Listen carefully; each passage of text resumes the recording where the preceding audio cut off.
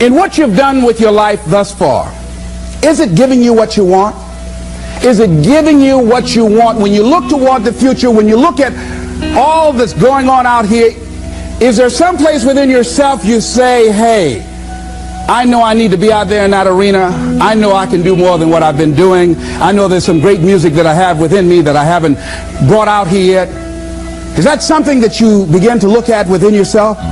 See, I say if you look at your life, and if you're not getting what you want, you owe it to yourself to do something differently. If you're on a job, 85% they say of Americans go to jobs that they're unhappy. If you're doing something 8 hours a day that you don't like, it's not giving you what you want, it's not giving you a strong feeling of satisfaction and fulfillment, you're miserable, you hate to go there, you're depressed just thinking about it, you sing the "Thank God It's Friday" song every week. If that's what it is, you owe it to yourself to start strategically working to change directions. See, but you know what most people will do? Most people will resist change. Most people will fight change as if change would be worse than what they're experiencing. See, they know this. They're familiar with this. Most people will not challenge the unknown. They won't just step out there. See, there's certain things that's got to be in place. They got to see it all together. And life isn't like that. That's not how you grow. So as you look at your life, you're saying, I'm not getting what I want. As you begin to look toward the future, begin to know that whatever it takes for you to create that, you've got that in you. You've got that. You've got genius in you. You've got goodness in you. You've got creativeness in you. If you decide to take the initiative to change the current quality of your life, I say to you that you will find that the universe is on your side. That life is on your side. Now, will it be turbulent? Yes. Will it be easy? No, no. Will you have some opposition? Yes. Will I make a lot of mistakes? Yes. Will I get hurt? Yes. Yes. See, a lot of people won't try anything different in life because they don't want to get hurt. Let me tell you something. It's too much pain to duck. Pain is everywhere. You can hide under here. It will come where you are. It's everywhere. Viktor Frankl calls it unavoidable suffering. You can't duck it. But most people spend their life not wanting to deal with the pain of rejection, the pain of defeat, the pain of being disappointed, the pain of losing, the pain of failure, the pain of being criticized, the pain of not being liked, the pain. That's called life. Life is full of pain. It's everywhere. But guess what? There's no gain without pain. Because it's the pain of regret that you experience. If I had it to do over again, that's a pain. Don't you know that's something? When you know, I was in a seminar once and this lady stood up. If I had my life to live over again, she talked about all of the things that she would do. And you can feel the pain of regret in her voice. The pain of regret. She still experienced pain. She was trying not to experience the pain of defeat, the pain of disappointment, the pain of loss, the pain of lack of support. And she still experienced pain. It was right there. We can't get around it. French word which means of the heart. But how does it feel to you? He says it's courage, it takes courage to live. Says most people go through life not allowing themselves to step out because they don't want to let go. They don't want to be blown around. They don't want to be moved. The courage to face life's whirling wind of contradictions. The courage to love yourself. The courage to love. For years, I was afraid to love. The courage to take a chance. The courage to be who you are. He says, courage isn't for somebody else, for medals, applause, or moral debts. Courage is what at that moment feels most right for you. Not just situational ethics, but what feels right in your heart, the word of the heart, what feels right in your heart. One great philosopher says, cowards die many times before their deaths. The valiant never taste of death but once. What does that mean? The valiant people aren't afraid? No, no, no. It means that they experience that fear and they move forward. They move forward anyhow. Many people are dead now. Many people are allowing their dreams to die.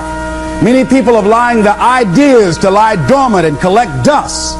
Many people have all this talent and ability that they are allowing to be buried inside of them, that they will take with them to their graves because they didn't have the courage to be who they are.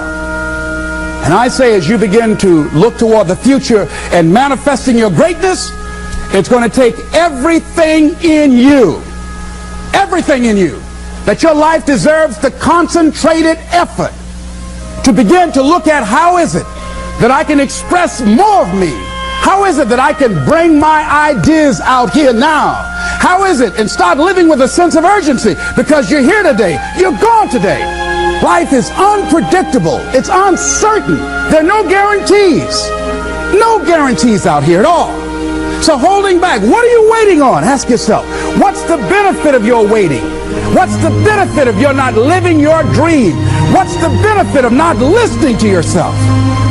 Oh, please, listen to yourself. You know the feelings. If you start listening to the feelings in your heart, and I'm doing it now more every day, I find that my feelings, I can trust them. And I say to you that as you look toward the future, you look at life on a daily basis, if there's something that you have been given, if you've heard something within yourself that you know that what you're doing now doesn't fit for you, it doesn't work for you, it's not giving you what you want, and there's something else that you want to do, don't allow that inner doubt in you to talk you out of it, to build a case on why you can't have it, to tell you why you're not good enough. You ignore that inner voice and all of the external voices. Don't judge the possibilities for what you can do based upon the circumstances, because the circumstances won't determine who you are. Don't determine what you're able to do based upon your resources. Don't determine what's possible for you based upon where your life is right now. Where your life is right now is not you. That's just what it is right now. But the possibilities for you are unlimited. If you're in a rebuilding process, it's unlimited. If you're coming back from adversity and devastation, it's unlimited of what you can do. That's the capacity of human beings. It doesn't matter how many mistakes you've made. It doesn't matter how many flops you've had. It doesn't matter how much money you've lost. In fact, I see it only as an investment of what you learn from life. Not losses, but investments of what's possible for you. And I say to you that once you start listening to yourself, and as you begin to act on your dream, as you start just trying to find your way, doing what you can with what you have, you will start seeing things opening up for you. You'll start attracting people. You say, where'd they come from? Things will start coming together, clicking for you. You say, whoa. You start brainstorming. Ideas will come out of nowhere as you focus on it. The key to it is to begin to focus on what it is you want to do. Why, Les? Why is that important? Because as you focus on that which you want to do, that which we focus on, that which we give our energy to, it will begin to multiply. It will begin to expand. It will begin to develop your consciousness. And out of that comes your greatness. Out of that comes a commitment. Out of that comes a passion for life. Out of that comes a special power that you have in you that you haven't even called on yet.